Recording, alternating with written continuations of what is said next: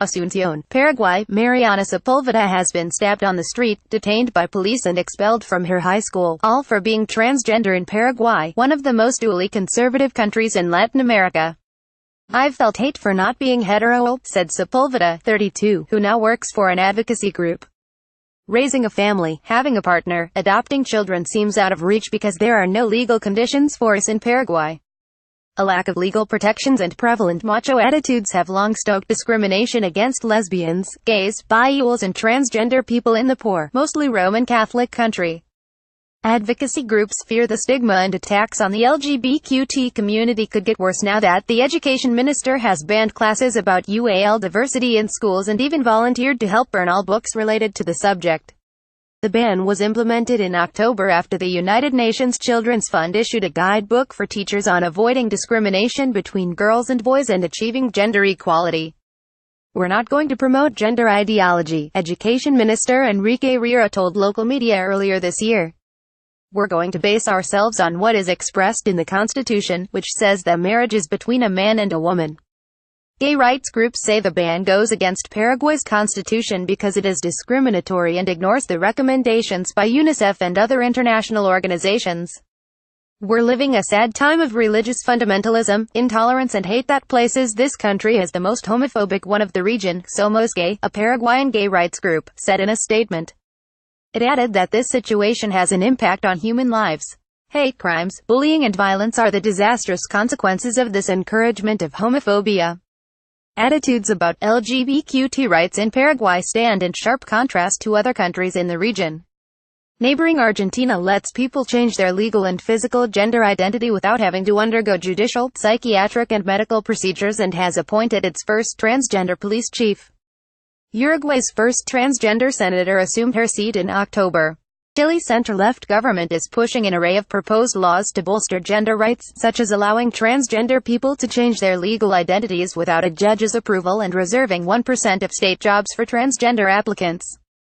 But conservative institutions such as the Catholic Church retain a strong influence in Paraguay. "There's the indifference of the state toward ually minorities to avoid confronting the church," said Ramon Corvalán, a Paraguayan anthropologist. "The lay state thing is just a statement in the Constitution. The church is still strong here." He said that homophobia in Paraguay has a cultural origin based in male chauvinism that dates back to wars that shaped the country.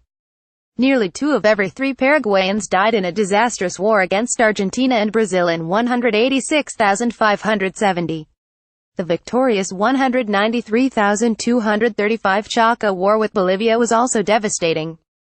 Both left a heavy imbalance between the male and female populations. There was an availability of many women for the men who had survived the wars in an effort to repopulate the country, Corvalán said. Earlier this year, the UN Human Rights Council recommended Paraguay pass a law to eliminate discrimination on the basis of ually orientation and gender identity, but it has not done so.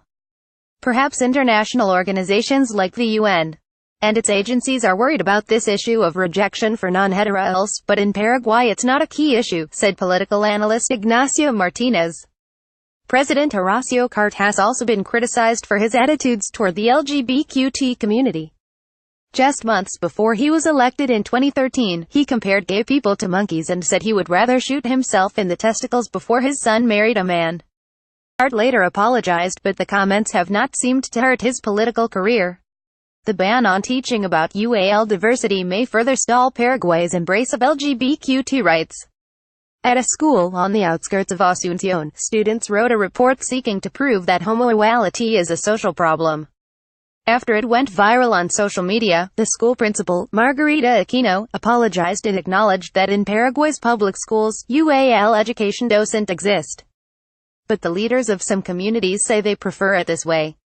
"We don't support same marriage because it's not natural, and we oppose that in our schools they teach our boys and girls that being gay, trans or lesbian is a choice," said Carolina Aranda, mayor of the city of Mariana Sepulveda.